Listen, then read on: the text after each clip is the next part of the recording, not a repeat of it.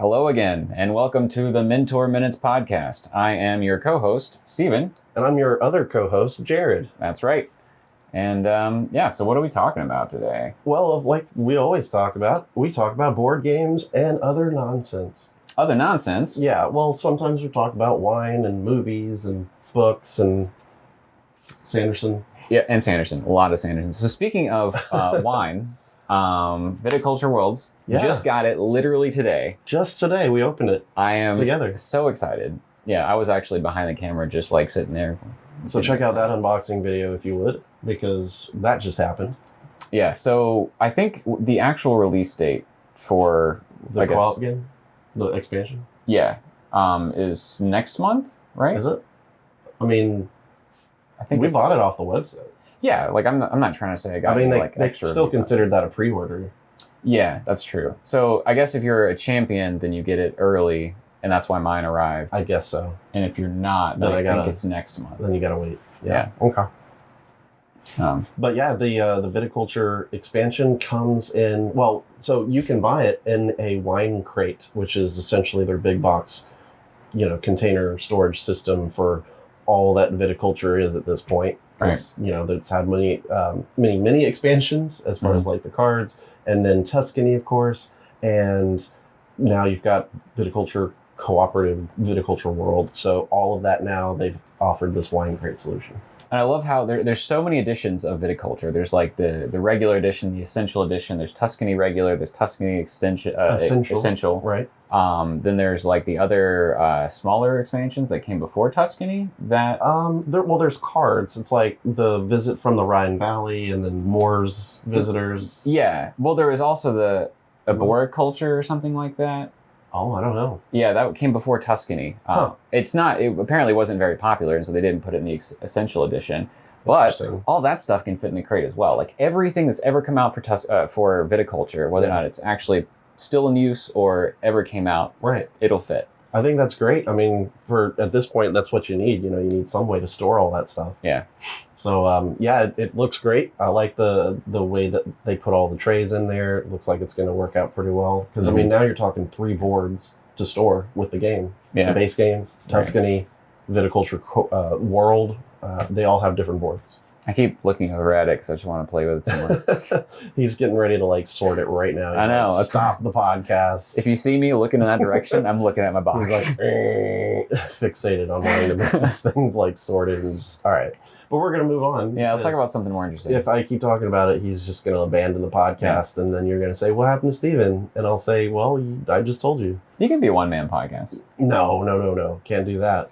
Who wants to hear themselves talk? I mean, not me. Not me. So, did you know that The Godfather, Corleone's Empire, is out of print? I didn't realize this. What? Yeah, and I bought it years ago when it came out, but I figured, it was like a evergreen kind of game, like it was just going to keep getting in print. I mean, what's happened?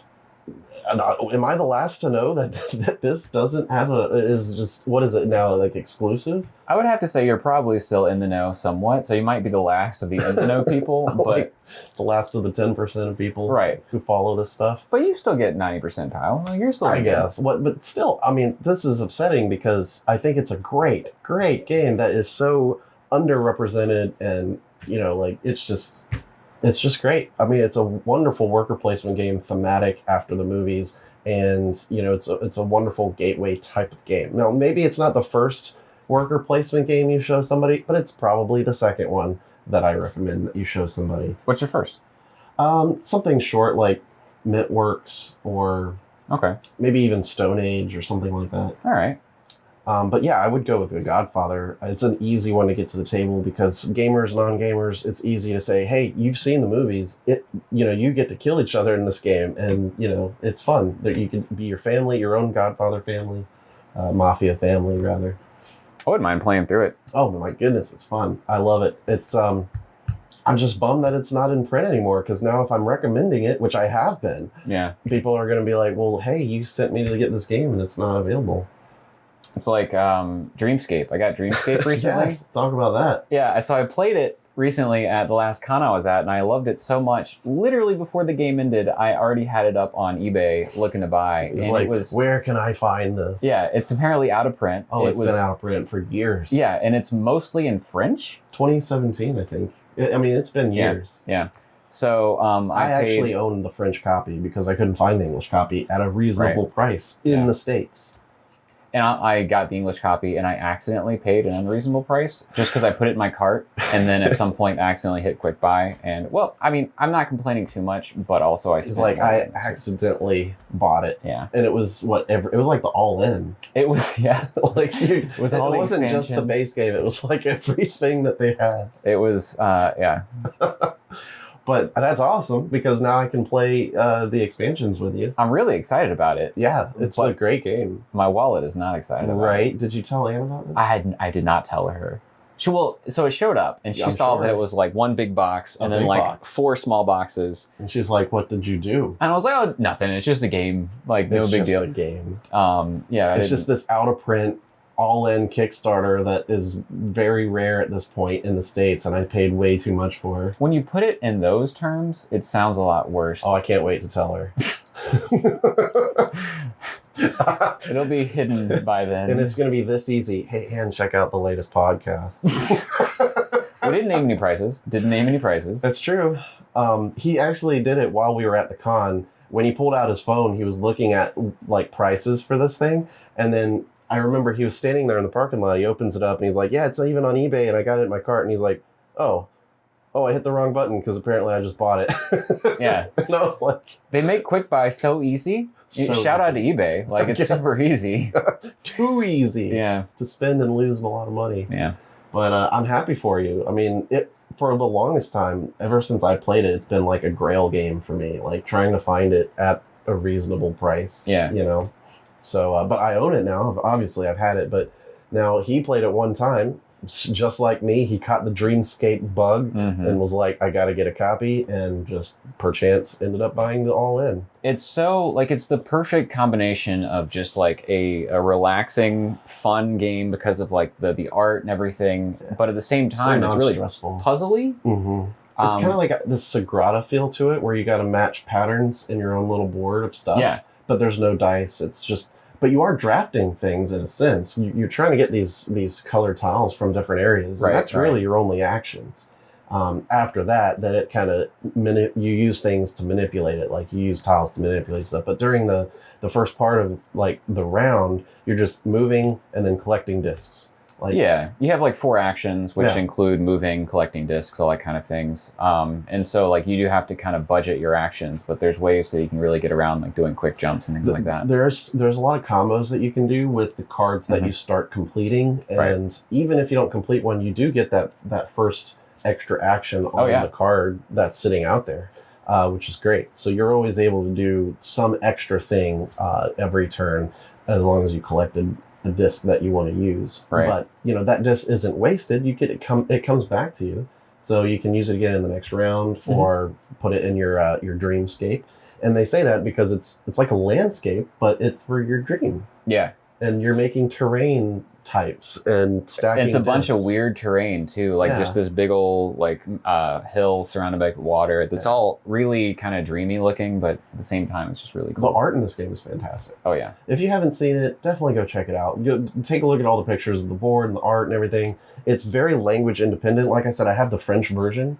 The only thing I'm lacking is having good reference cards that are in English, because the various actions that you might want, I mean, the cards I have are in French. So, you know. But I scanned them for you, so you have them. So yeah, first thing I said was, go ahead and scan those reference cards for me, because then I'll just print those off, tuck them in my card sleeve, good to go. You should put them on BGG, so then everyone has them. You should put them on BGG, so everyone has them. Hello. Yeah, maybe. So you played this at ReCon in Kernersville over Memorial Day weekend.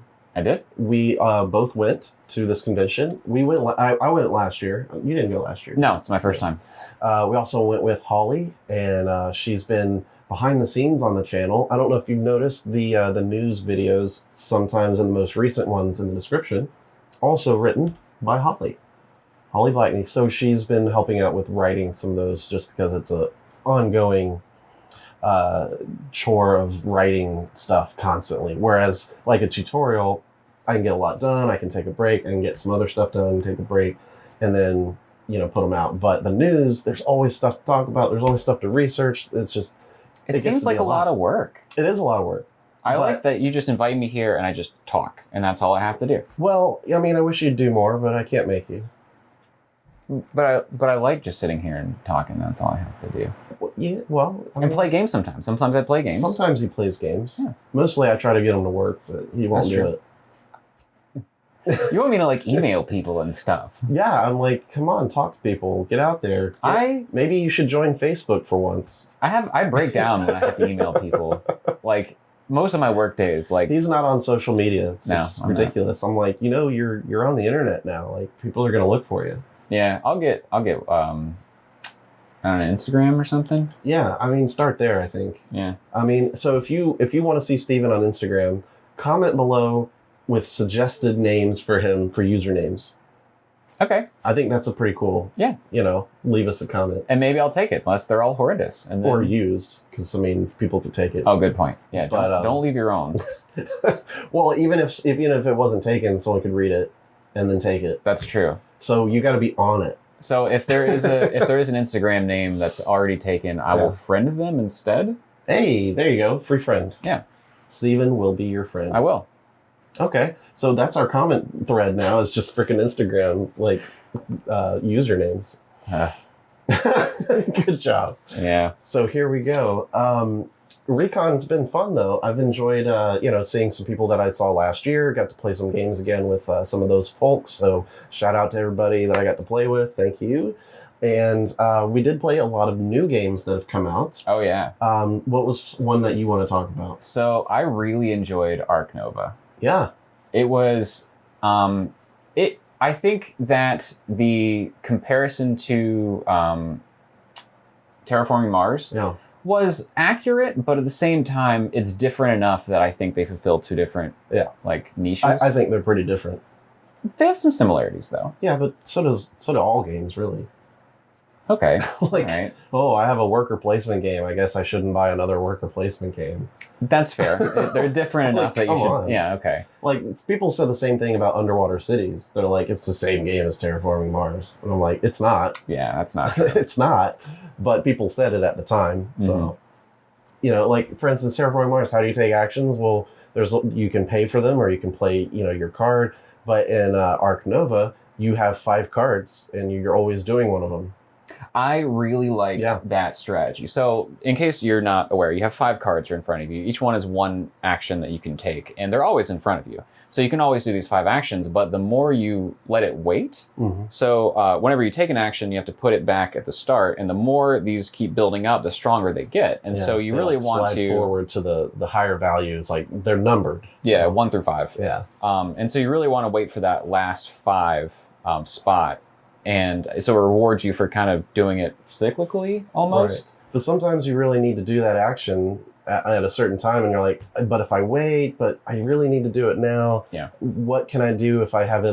If it's a less strong action, how can I kind of balance that with something else I might get to do? Timing is a big part of this, and it's really not a big deal in Terraforming Mars. Timing's not really an issue. That's true. I mean, it doesn't really matter. I mean, except for save like a few positions of like, oh, well, I see it's getting close to a bump on one of the tracks that's going to get a bonus. So it's like, okay, I'll wait and see if someone else bumps it up one more time. But other than that, I mean, that's all this game is like timing and when to upgrade and, all that kind of stuff. And I think the mechanic of, like, you have 2 different victory points that they're kind of going on opposite sides of the board, and you have to wait till they cross. Yep. And as soon as they cross, the game is over. Well, almost. Well, you got another turn. Yeah, everybody else gets a turn.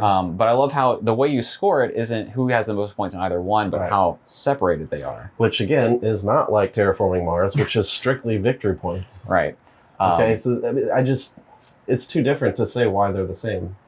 Okay. To me. I see the point, though. It's got the tableau. It's got the tableau you make in front of you. All the different you play cards icons. And they have icons on them. Magic the Gathering never did that. All right. Okay. All right. Okay. That's Underwater Cities has the same thing. It's like, oh, these are my production cards. These are my green and red cards, and these are, You know, this is all the same. You're making good points. Okay. And I'm not trying to say they're exactly the same. It's a great game. I like it. I just don't understand why people like want to make it a hard comparison to Terraforming Mars. That's true. I do think people try a bit too hard to compare these games. Terraforming Mars is like one of the most popular games of all time, so of course people are going to like compare it. Yeah, right. But it doesn't mean that they're anything like each other. Right. I mean, there's some overlap on similar mechanisms, but they're a very different experience. That's true. I think the way they're combined makes it a really different experience. You know, and the way that they score as far as the outer tracks meeting, that's a Rajas of the Ganges thing.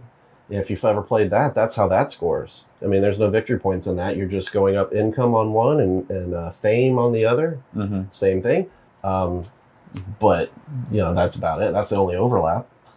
Like, Rajas is a dice, you know, worker placement, right? And Ark Nova, not really worker placement. No dice. Minimal worker placement, kind of. You have that, what's the extra board called? Yeah, that's not really worker placement. That's action selection. Okay. Because there's, like, a real worker placement is like, oh, if you go there, I can't go there. Or if you go there, I have to play something extra. Like, yeah, okay. It's not really worker placement. Sure. That's just like, which action do I want? And then they say, oh, well, if you want to do it again, then you got to use an extra guy. But that's not worker placement. That's a good point. You're right. That's not the majority of what you're doing in this game. You're just selecting a card, doing the action, and then moving it over. Though I do think it's a very important part of the game. Like it's something you kind of have to build towards. I think it's a fun game. It might be a little bit hyped at this point. I mean, it's still highly rated, and it just came out. I mean, that's just that's hype. I enjoy it. I like it a lot.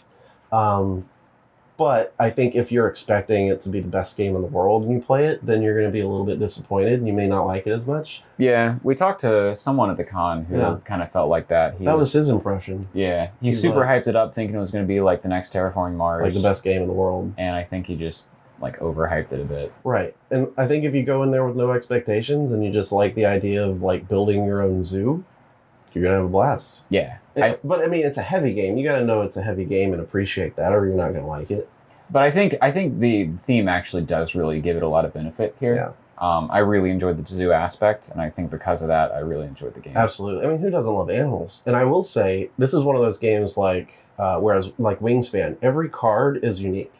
Yeah. There's no duplicate card in here except for your action cards, which aren't, you know, you're not collecting those. Like, and I think there's a sense of like scientific accuracy like Wingspan too. I would imagine it's probably less so than Wingspan. It is in the rule book that they do try to, you know, as closely as possible categorize the animals similarly to what their actual genus and species are, and like all the different conservation projects that are out there. Like where they're located. Right, but you know, they have to make some adjustments for the gameplay itself, but they do try to make it a fairly accurate, you know, representation of zoology. Which is cool. Yeah. So I think it's great. I recommend trying it, and just don't hype it up for yourself, and you'll have a good time. You know, I want to talk about a game that we got to the table. For me, I got it to the table for the first time, and we played it twice because it was so good. This is a game that you have been hyping up for a long time now. I have been wanting to play this ever since I backed it and I heard about it. So, and I'm assuming just the hype didn't affect how much you enjoyed the game. No, I loved it, regardless of the hype. Because no one else was telling me how great it was. It was just, okay, so it's just you. It was just me. I'm like, a dinosaur game. Yay. All right, I can see that. I'm happy because it was a dinosaur-themed game where it's like, you know, old world meets new and, you know, that sort of lost world, you know, feel and, you know, Land of the Lost. But also it's a heavy Euro from Mindclash, who made some of my favorite games of all time, like Anachrony. And, you know, these are heavy Euros, which I appreciate. But, you know, if you want a heavy Euro dinosaur game, your only option is like Dinosaur Island. Because, like Dinogenics, it's great, but it's not really heavy Euro. It's kind of a medium weight, in my opinion. Yeah. So I wanted something else, you know, and Mindclash has been great with, you know, that type of game. And the look of it, the theme of it, like it all just fits really what I wanted. I think the theme, I agree with the dinosaur part.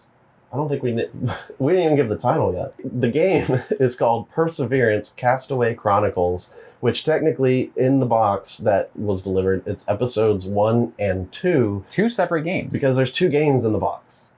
And some of the components are used for both, and some are used for only one. So that is incredibly interesting to me. There's two separate games. Are they really two separate games? Like if you played one and then played the other, is it two variations of the same game? Or is it actually two separate games? It's not a campaign, but it is an extension in the storyline. Like, it's not like the first game impacts your gameplay of the second one. Sure. But it definitely influences the storyline of what's kind of going on in the game. It's just like a later point in time. Yeah. It's set in a later point after, the events of the first game. But your choices, your actions, none of that actually changes like anything. It's just kind of setting. Setting improves, setting continues. So for example, in the first episode 1, you are working together to slowly build your own community and establish who's going to lead and maybe make a wall to try to stop the incoming dinosaurs. But every time you do something, you're attracting dinosaurs, so you have to manage defending, the community and getting stuff done and erecting, enough civilization to live, because they crash landed essentially with their cruise ship on this island and they have to make do. In the episode 2, it kind of runs with that and says, okay, now you've established the community and you have a wall, so you're safe. And now when you're taking actions, you don't have to worry about dinosaurs coming and, having to deal with their attacks. But you can choose to go on these adventures, and you can choose to kind of go out past the wall onto these hex tiles, which do often have dinosaurs on them. And they cover up spots that, in the land that could be cleared, that you can actually put what they call outposts. And what those are new action spaces. So you slowly gain more actions during the game. And so that top half of the board becomes like a 5th action area once people start putting new actions out there. Okay. So you can build camps and you can build outposts. And from either one, you can take this adventure action. And then from there, like from that particular one, you put your little rally point marker, and any adjacent hex that you want to adventure on, you can do so. And just like the other game, it kind of gives you a few options of actions you can do. One of which, if it's an empty tile, you can clear it off the board and then get to collect I think a perk or something like that with one of the chiefs. If there's dinosaurs, you can choose to attack the dinosaurs, and you use your soldiers. If they die, they get returned to your supply. But if you kill them, which is sort of the point, you can either collect like a victory point or a follower for each one you kill, or you can collect one of them per combat. And those collected dinosaurs on your board, you can just hang on to them for the end of the game. You'll get scored a lot of points for having 3 or 4 of a type. Or you can spend the dinosaur from your board and like release them as part of an action on the community side of the board. And there's a specific action for each of the 3 types of dinosaurs, because in episode 2, you get a new dinosaur type. So, okay, I've only played episode 1, but in episode 1, followers and politicking, I guess you could call it, is really important, because followers are the end game victory points. Same here. Okay. That's what I was curious about. Yeah, followers are still the victory points. There's still ways to get them for various reasons. Politics is still a thing, because you can still change out the neutral dice with your dice. Still having control of each community area is still a thing, but now that 5th area is also a community area that you would look at control. And so you would gain, votes for that. So it takes a lot of the same mechanisms and then just expands on them and does them in a different way, which I really like. There's also a temple to explore, which is kind of in the middle of the map. Is it like humans have already been on this island before? Well, that's part of the mystique of this. We don't know. Like, it doesn't really explain too much. But there's a temple miniature that you put on the map. And at the beginning of the game, you get dealt like a standard adventure card, like the plains, which is like closest to you, that's where you can resolve an adventure. Or you also get dealt, a temple card, and that's the only one you get in the game. And you have to have like at least 6 soldiers to go on the adventure. Okay. And you can only do it at the temple space. And if you get it, then you're going to get a ton of stuff. So we probably need to wait for episode 3 to figure out if that temple is like... Maybe. I don't know. I really want to know. I mean, there's there's like a campaign rule book in the game. Oh, is there? There is a campaign rule book that we haven't explored. Oh. And there's also a companion book it seems to be mostly journals, like of the survivors and the officers and stuff. Wow, they really put a lot of effort into the lore here. You know what? Minecraft does that. They true. really do. And as an example, in Anachrony, I mean, it has a huge amount of lore and story to the game. And so much that I made a video on it. Are you going to make a video on this one? I don't know if there's enough that I can, like, from the material currently out. When was the last time you made a lore video? Ooh, like a year ago. I know. It's been a while. At least a year ago. All your lore fans are just... Like... All the lore fans. Yeah, it's not even a thing. Like, I just started doing it. I was the only one. I think I'm still the only one who does it. Well, that's your niche, man. You gotta... Is it, though? I don't know. I have no idea. I don't know. I mean, that could be something I could find a friend who maybe does a podcast with me who's looking to help out some more to give him a task to do. Do you know someone like that? Not really. It's the only person I know. He just likes to come and talk. And play games. Talk about wine. So if you want Steven to do some more lore videos for the channel, comment below. And then when he gets his Instagram, start messaging him. Honestly, I do think this is probably something you guilt me into. If enough people actually want lore videos. Well, because if it's not something people care about, then I'm not going to do it. But if someone I will say that the lore videos have gotten like 800 to 1,000 or so views. So you're saying I could be famous? Well, I mean, if you think 800 people makes you famous. It's more people than I know. I've played concerts to that many people. Oh. But I'm not famous. I think that depends on who you ask. Okay. We've had people come up to you at cons and be like, yo, Jared, I know you from... Well, whatever. That doesn't happen unless you're famous. Nah, it's not. It's not the same. No one does it to me. That's because you're not popular enough. I know. Maybe if you start writing lore videos. Okay, we're going full circle. All right, so that is Perseverance, Castaway Chronicles. Episodes 1 and 2. Episodes 1 and 2, which means there's room for episodes 3 and 4. I understand they are going to make another Kickstarter with episodes 3 and 4. Are they really? I'm pretty sure they are. I was making a stupid joke. No, I really think they are. That sounds kind of cool. I'd buy it. Yeah, like, I know you would. I would. It's Minecraft, so of course you're going to. Well, okay. Sure. What's your least favorite Minecraft game? Ooh, maybe Cerebria?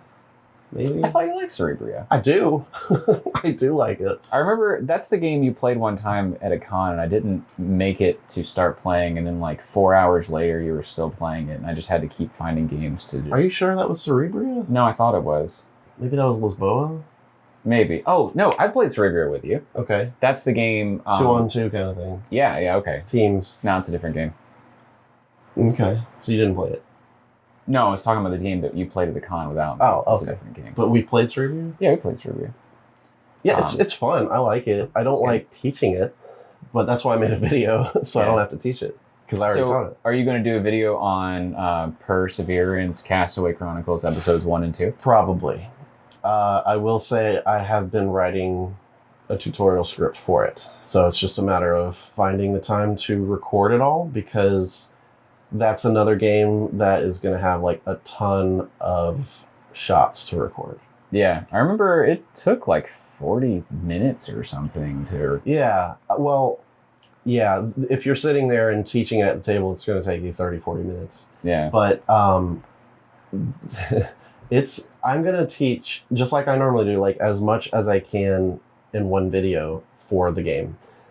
But because there's 2 games, I'm just going to make one complete video for episode 1. That makes sense. And if that has a lot of demand for episode 2, I might revisit it and do another video encompassing all there is for episode 2. And when I say encompassing all there is, I'm saying that episode 1 plus variants, plus like alternate setups, plus solo mode, all that stuff. Okay. So I think that's going to be like another hour-long video. Just like Tidal Blades was, really. Yeah. And that's what I mean. It's going to be a big project to get that thing filmed. So I don't know when it's going to be able to come out. Do you have anything else in the pipelines for Teach that you're going to happen sooner? I can say that the next tutorial is done. It's Trajan. Okay. So Steffenfeld, classic Euro point salad type of thing, Moncala mechanism, Trajan. And I also made one for New York Slice. Oh, yeah. It's a really cool I cut, you choose game. It's not very complicated, but No. I think people need to play it. And sometimes you just make a video for stuff that you really want to make a video for. I do like the pieces of New York Slice a lot. It It's looks pretty really cool. neat. Yeah. It makes you hungry because it looks so photorealistic. Oh, I know. Last time we played it, I spent the entire time looking for the closest pizza place that was open at like 2 a.m. or whenever. He was like scrolling his phone, and then he almost bought a pizza place. Whole pizza place. I just didn't have the money overdrafted, so. Yeah, so it didn't work out. Close call. Anyway, so what else do we want to talk about? Planet X. Yeah, so we played, for the first time, I got to play the Search for Planet X. It's been on my radar for a while, and I got it, and we got a chance to play it at the con. Mm-hmm. And Steven played with me. What did you think? I thought it was very interesting. I always love those puzzly type things where you have, like, the man in the red house has a fish, and he lives next door to the... Logic. Yeah. Deductive logic. Right. And I think it was basically that. Yep. And I like the app integration. Yep. So it has a lot of replayability because with the app, it obviously can be randomized. Every time you play it, it'll be a different setup. Yeah. And I thought that was really cool. And I like that there's different levels too. So if you are, feel like you're more adept at this type of thing. Expert deducer. Yeah. So you can say that and the app will give you, I guess, fewer clues in the beginning. Yep. And you can even double down and flip the board over because there's more sectors. Yeah, or because you're just mad. Just flip it over in the middle of the game. Either one, it's fine. Well, the standard game is like 12 sectors, and then if you want to play expert mode, where everybody is on a higher level, then it's 18 sectors. Yeah, so that's a pretty big jump. That's pretty cool. Yeah. But every game, there are some known logic rules. Like, for instance, the asteroids, there's 4 of them, and they're always going to be paired together. Yeah. So they could be paired next to each other, meaning you've got 4 in a row. But, if you find one, you know that there's one next to it. Right. That's what you and know. like the dwarf planet can't be next to Planet X. Right. So there's a lot of like basic logic rules that you know from the start. And then each game, they add additional kind of logic rules to your specific game based on how that arrangement is that you don't know until you start playing. Right. And yeah, so you have like different actions you can do. Like you can figure out specifically what's in a sector. Obviously, Planet X is going to show up as an empty sector. Yeah, you can't win with that action. No. But then you can do a survey over several different sectors to figure out how many of a certain thing are in those sectors, like comets. So you'll say like in the visible spectrum of what we have, like I'm looking at sectors 2 through 5. And then you tell the app, and then it's like how many asteroids are in there, and it'll give you a number. And you're like, great.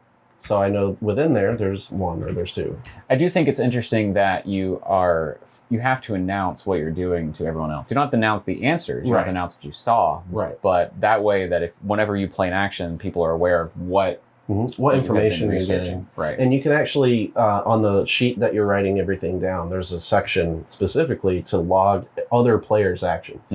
So it's like player 2, player 3, whatever. You can put their names up there and track with little notations like what they did. And I mean, if you're a friggin' genius, you could just like deduce everything from there. Yeah. I'm not, but I just kind of like focus on what I'm doing. Right. I didn't do too much of that. Right. Part of the reason was we played with a 4-year-old. No, she was like 8. She was not 8. 6 maybe. The cutest kid I have ever seen in my entire life. She comes up to the table. I wasn't there yet, so I didn't see it. But she sits down because, of course, I'd put up the box and it was like looking for players. And she's like, "Can I play?" I was like, "Sure." Do you like deduction games? And she's like, "What's that?" I was like, "Well, like you're given certain pieces of information, and from that you have to find out other things." And she was just like, "I like all kinds of games." Yeah. And I was like, "Cool. So you want to try this?" She's like, "Yeah." All right, cool. We'll do it. And as you can imagine, she struggled a bit with the logic part. Yeah. And she got like 4 points, which 4 points. Yeah, like she got some points. So that was something. But like I guess because of that, I really didn't focus on too much what other people were doing, just because you might not be able to trust what they're doing. Well, at least hers. Right. So I just kind of stuck to my own. I think the gameplay is pretty streamlined, and I think that's what you want. And it doesn't play too long, because regardless of what actions you're doing, what information you're getting for yourself, eventually the game kind of naturally gives you the whole group a piece of information. Mm-hmm. So you're going to slowly, like the longer you play, you're just going to get enough information to find out. Like it's just going to happen. Yeah. So even if you're not able to deduce it very well, there's information that the game will give you like every so rounds. But the trick is, so with each action, you are wasting time, right? And that's how far around the board you go. And so if you do more specific actions, such as seeing exactly what's in a specific sector, you're going to waste a lot of time. Or guessing where Planet X is. And so part of it, even if you do guess where Planet X is first, if there's someone who has used far less time than you, if they guess where Planet X is, they actually could end up winning because... Didn't you win? I did win. Yeah, that's a good example because I found Planet X first. Like that was my action, and then everyone had one final action, and his final action was to also find Planet X. Mm-hmm. He did find it, and based on all the points that we all earned, because you can earn points for more than just finding the planet. Mapping the whole sector. Yeah, the more that you map out stuff and like claim things as being what they are before it's been announced, you get points for that. Right. And so all said and done, he ended up winning, even though he found it second, I guess. Yeah, right. So I found that very interesting from a scoring perspective, that it's not just whoever finds it. Mm-hmm. And I think that's cool. It needs to be like that. Like, yeah, right. I think that makes it a very, strategic game instead of just deduction. I do, yeah, and the time budgeting, I think, was interesting too. With a more, I guess, competitive group, then I think the time budgeting would be really important. But I did feel that the max player count of 4 was a really good player count. I agree. I would play it with 4 again. I don't know if I would do 2, honestly. I mean, yeah, maybe. I don't know. Yeah. I think 4 is definitely ideal. I enjoyed that. 3 or 4. 3 or 4. I think 4 is probably the best, though. Mm-hmm. 3 seems fine, probably. But the player turns don't take very long, and you're always engaged because you're always like trying to think what your next action should be based on what information you have. So there's never any downtime, really. No, and as long as you're not sharing a phone, like your turns are super quick, and you don't have to worry about what everyone else is doing. Yeah, it's one of those where if you have your own device, you can do your own turn on your own device. So my final thoughts of the Search for Planet X are really good. I enjoyed it a lot. I think for a streamlined deduction game, this is a good one. The other deduction game that I'm thinking of that is similar in that mechanism is Alchemists, but that is a much more heavy game. Yeah, and it takes a lot longer. It does. So this is a good one to have in your back pocket. No, not literally, because it's a big board. It's still a big box. It's still a big box, but I would definitely recommend owning it if you like deduction games. Like, it's pretty cool. Yeah, and I would say, so I'm a pretty fickle gamer. I think a lot of games I'm happy to play once, then maybe I'll pull them out a few years later. No. But this game, and I think it says a lot, that I enjoyed this game enough that I would actually play it again soon. Now. Yeah. It's a really great game. It kind of sticks with you. You're like, I wonder if I could do any better faster. And you just want to keep trying. It's like a logic puzzle, right? I mean, how fun is that? Like people who do Sudoku, it's a similar kind of thing. It's logic, so you just want to keep playing it. And also like it's roll and write, I think, has a lot of replayability for that reason. But speaking of roll and writes, sure, which is why I mentioned it. Rolling Realms. Yes. I played Rolling Realms the first time. We did play Rolling Realms. And we played it twice. Mm-hmm. And I'd still play that one again, too. I would. Yeah, it's fun. And you mentioned at some point... I did really well, by the way. I know. I won both times. I think you did win both times. By the way. Yeah. I think I'm just the superior gamer. I think I just haven't been watching it well enough. In this duo. I won so many games. That's true.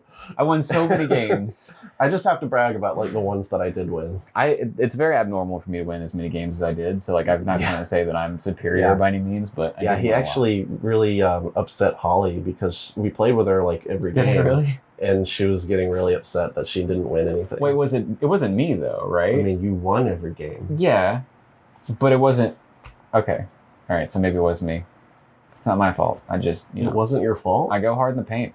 Wow. On the cardboard. Okay. No mercy. Yeah. He's like, he's one of those guys where, you know, you're at the party and it's like, hey, can my kids play? It's like, yeah, but he's not going to go easy on him. No, actually, I was raised that way. Yeah. One of the reasons I'm so good at foosball now is because my mom is really good at foosball. Really? And she, the first, I would say, several years of playing foosball with You her, just lost for years. I never scored. And like every single time she beat me, like, you know, I had 0 points, and then she would just laugh. And it was like, and honestly, looking back, I'm like, that really was awesome. And now I tried so hard to catch up. You have a win complex.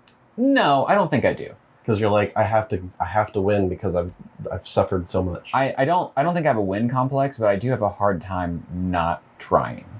Okay. I'm very good at playing for fun and having a good time, but I will be trying my hardest too. And then he'll laugh at you like his mom did. Which honestly, is probably why Holly got upset. It sounds. I didn't do that. I don't do that. It sounds a lot worse than it actually is. I think it was. I'm making it. I'm making it sound meaner than it actually was. It wasn't mean spirited or anything like that. But she definitely went hard, and that's why I'm so good at foosball now. Nice. Well, we'll have to try that so that you can win against me at something else. We still have to play Connect 4. What? Connect 4. Why are we playing Connect 4? You say that every single time I bring it up because Connect 4 is awesome for one. Wow. It's not just a kid's game. Okay. Hey, you know what game I want to talk about that we tried at ReCon? That you won, actually. Oh, what is it? Ham's Sandwich Shop. I won that one? Yeah. Okay. We were, we shared a hotel room, you know, and so we're out in the parking lot on the little picnic table, and we played Ham's Sandwich Shop. One of those picnic tables with holes all in it, so... Yeah, you know, what can you do? We could play inside. On what? On the bed? I mean... Yeah, on the bed. Yeah, I don't know. But we played it, and it's me, you, and Holly, actually. Mm-hmm. And in the game, you're trying to complete three sandwiches, or miss 2 sandwiches. Yeah, so you either complete 3 and win, or you make 2 mistakes and lose, and then you're out. And so we actually got to the point where all 3 of us had made 1 mistake. Yeah. And we all had 1 sandwich. It was like anything could happen. Mm-hmm. And he won. I think I won because you made a mistake, right? I did make a mistake. Yeah. Yeah. Was it the one that I tricked you on? Or yeah, you played the hamster token that made it so that he was eating the ingredient below him, which kind of made me not be able to complete the sandwich I thought was complete. I have to say, I do think that game has a lot more nuance and complexity than I gave it credit for. Yeah. It is really interesting, and I started it thinking I was going to dislike it. Mm-hmm. You know, Holly really likes that game. Does she? Yeah. So I asked her after, you know, however many plays of games over not only just the weekend, but, you know, for the months that I've been playing games with her, because she's a newer gamer, right? Mm-hmm. We've done a con previous to this, so she's gotten a lot of games under her belt, and I'm like, what are your favorites, right? Her number 1 still is Shobu. Oh, yeah? That is her favorite game right now. Okay. Yeah. It's fantastic. I love that game. But I do too. I'm like, you've played so much. Why is it still your number 1? She's like, it's just great. I love it. Yeah. I'm like, I understand. It's just quick enough. It's abstract. Yeah. There's a lot of depth to it, too. Yeah. Like, I think it's got a lot going for it. Yeah. I believe from the weekend, she said her second pick was Architects. No, that was her third pick. Architects. Perseverance was her second pick. Mm-hmm. Makes sense. But I think it was tied with another one. I just can't remember the other one. Fear. Which was really interesting. Yeah. We played this card game called Fear by Friedemann Friese. Mm-hmm. I believe he made Power Grid. Yeah, he did. Oh. Fear. It's a game that has no instruction manual because the rules change as you go. It's kind of like Flux, but you don't have the influence of the rules. The game tells you the rules as you start playing. Like you can't shuffle it because the deck is in order. Yeah, they're all numbered so that if they get mixed up, you can reset the deck. Mm-hmm. But you know, you play game after game and you slowly get further into the deck and it slowly changes the gameplay for different rule sets and everything. And it's very interesting. We had a blast playing it. And every time someone would win or, you know, like tap out, like we would just cheer. It was very fun. Yeah. And the people around would be like, what is going on over there? Like, what are they playing? And I'm like, it's just a card game. Like, I do think it's a pretty interesting like party type game. And I think the max player count is 4, but don't listen to that. Like you can play with as many I think people. it's up to 5. Is it? Either way. That we ended up playing like 7 or 8. Eventually, because people kept coming in and joining. Like, can I try it? It's like, sure, we'll get through the deck faster. Yeah. I mean, it's really simplistic, really easy. Anyone can learn to play it. But it's, it's a good time. It's a good time. And, probably for the price point, it's worth picking up. Because it's just a small little deck of cards. It's just a deck of cards. So there you go. Didn't think you'd get a card recommendation today, did you? There's other good card games. Well, I mean, we normally talk about big old board games and Euros and the hotness and stuff. Do tend to go more heavy. I do. So I'm glad I got to play it. Yeah. Which is, I think, when I started doing things on this channel, I started skewing more light just because I know that's like different. But I don't know. I'm not sure how I actually skew in my own personal time. Yeah.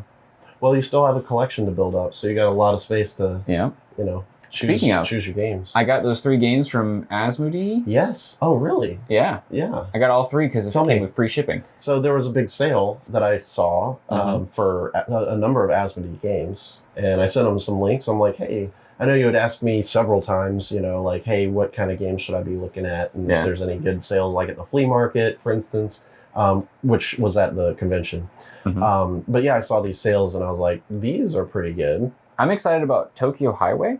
It looks kind of like Dragon Delta, which but it's a dexterity game. It does look like a dexterity game. It is a dexterity game. Yes, and Dragon Delta it's very similar looking, but it's not a dexterity game. Right.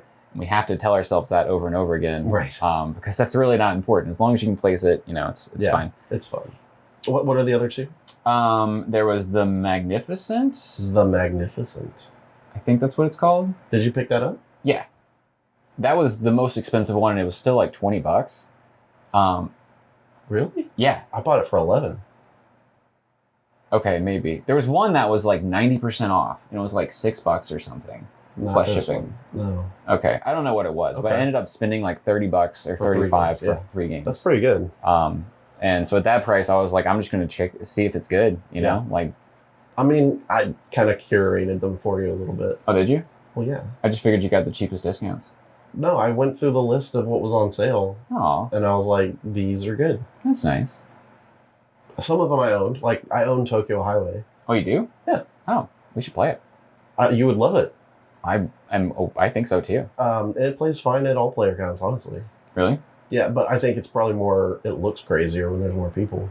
Yeah, I saw on BGG, because I looked up some questions, and they said it was like a 2-player game, but on the you can website, play 4 players. Okay, that's what I was thinking. Yeah. It's 4 players. I gotcha. Mm-hmm. So back to Dragon Delta, though. Oh, yeah. Well, that's not one you bought. That's one you actually bought for me before the con. Right. Yeah, right before the con I bought this, because neither of us had played it. No, I just, it's a game I got in a lot of board games, right? And I was like, just trying to sell out because I need to clear some space on the shelf. And it wasn't one I was like particularly interested in looking at necessarily, but it turns out it's a sleeper hit. It's a sleeper hit. It's actually really good. Yeah.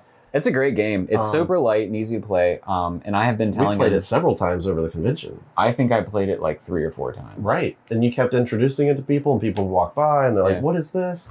And before you know it, you got another game back to back. You're like, here we go. And I think it were like Dragon 2 people like did the Dreamscape thing where they tried to buy it on eBay before. And there's a second version, which is River Dragons. River Dragons. Yeah. So it's the version that I sold them is the first edition, which was named Dragon Delta.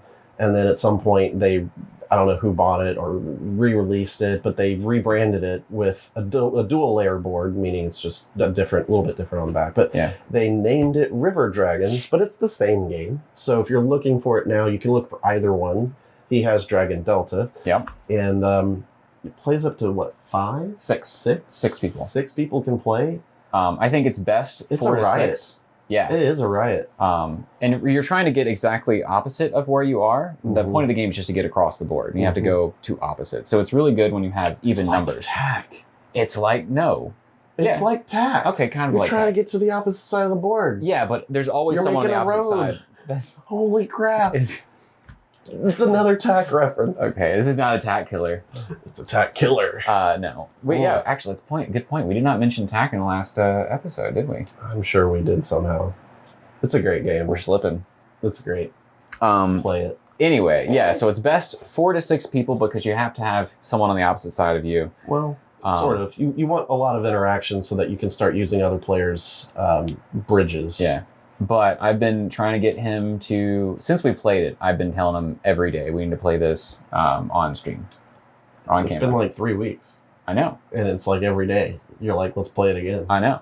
And let's do it on camera. On camera. Like, let's proselytize Dragon Delta. Yeah. I have to tell the world about Dragon Delta. That's his new mission in life. It is. That and Dreamscape. Dreamscape, yeah. If you have any takeaways from the podcast, go check out those 2 games. Oh, yeah. Well, as well as, Perseverance. Perseverance. I keep saying preservation. Castaway Chronicles episodes 1 and 2. Which was good. I think that's a good one to check out. Ark Nova's great. Ark Nova. Search for Planet X. But biggest takeaway from Steven was definitely Dragon Delta and Dreamscape. Were there any games that you played this weekend, or not this weekend, the weekend of the con, that you didn't enjoy as much as you thought you would? I'd have to think about that more. We haven't mentioned Architects yet. I love that game. Me too. I really do. And it still stands out because as I said, Holly said it was her 3rd favorite out of the whole convention. Mm-hmm. I have the neoprene playmat, which includes all the sections on the outer edge of the board for all the expansions that are out for it. And I have all those expansions. So we played with the Artisans expansion and the Works of Wonder expansion. I enjoyed them both. I think Works of Wonder might be more of my favorite than Artisans, but I do like that it adds that extra large meeple for that extra boost when you need it. Right. But you only get 1. Which, if you played the game, that's, it's a big deal because you get like 20, 30 workers. But that special one is only 1. I ended the game with like my last worker gone, and I barely came in without any workers left. It was a close one. I don't know what happened to them all, honestly. They disappear when you build things. Oh, right. I built a lot of stuff, so they just got at the guild locked hall. down. Yeah, you got to sacrifice a dude. That's hard because you only have so many. I know, and then you're like, well, now I got 5 to work with or something. And it was which one of the expansions caused it? So you have to place another worker on top of your built worker. I think that was Artisans. Yeah. So to get an artisan or to get like a tool or an apprentice. The top cards are that's how you place them on top for the tools, which add onto an apprentice, or the adornments, which go on the buildings. Yeah. But they're the same card. You just kind of use them different ways, and they cost different things depending on how you're going to use it. And it's a cool mechanic, but you also have to burn a second meeple to do that. Mm-hmm. So, and I was just going crazy with those 2 things and just burned all my meeples. Yeah, he was running out for sure. Yeah. Who won that game?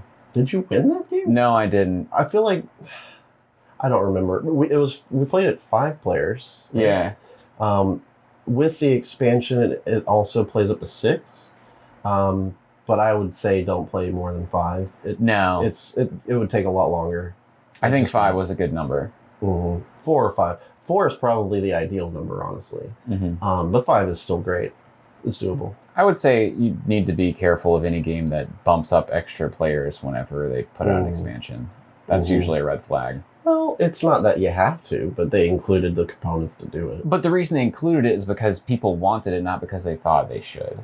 Well, yeah, that's true. I mean, sometimes the people demand things, and then they get it, and then it's not so great. Yeah, and they see what they actually got, and it's not what they wanted. It's not so great. No. Yeah, I had fun overall. I can't really think of a game that was like a disappointment. I generally like playing most things.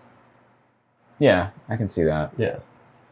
I think that kind of wraps it up for today. I enjoyed, sharing with you guys a little bit of our experience with the convention and some of our thoughts on some newer games and games that were new to us. Hopefully those recommendations or the discussion might help you in some, choices of games you might want to try. Yeah. Anything upcoming on the channel we should look out for? Just more of the same. I've already mentioned the tutorials that are coming up, and the off-the-shelf recommendation videos are new. So check those out. Those are just short 2-3 minute recommendation videos where I pull something off the shelf and can talk about them. Off the shelf makes sense. Yeah. I'm planning out. I think I mentioned it to you already. I want to do a top 10 of upcoming games that I'm really interested in, because I just realized there is a ton of upcoming games that I'm really excited about. Yep. Someone's been watching my news videos. Oh yeah. Yeah. I keep them on while I'm at work. Really? Yeah. Wow. Because like it's an hour long, so like I have to. My news videos? Yeah. How long are they? They're like 30 minutes. Either way. Okay. I'm just saying. I don't have free time unless I'm at work, and I just keep it on in the background while I'm coding. You're at work to get free time? No. I don't have free time unless I'm at work. See what I'm saying? Okay. Yeah. No, that's true. So when I mean free time to listen to like YouTube videos, and those are good because unless you're showing like a screenshot on, I don't really have to watch it. It's true. But it's one of those things where you can listen if it's something you want to hear or know more about. You pop it open for a second and see the cover. Yeah. And that's always nice. Yeah. I just keep my phone. I play it on my phone. I keep it like right next to my screen right here, so I can always just look over. That's awesome. Yeah. Well, thanks for tuning in to this episode of our Mentor Minutes podcast. And if you're watching the video version, thank you for checking out the YouTube channel, and maybe subscribe so you don't miss anything else that we've been talking about and more episodes. And if you're listening, or maybe you're unaware that we have an audio-only version of this, and you're found anywhere where there are podcasts streaming. So check them out either place that you want to consume podcasts. Yeah. We do it all. So thanks for listening. Thanks for watching. I've been Jared. I'm Steven. See you next time.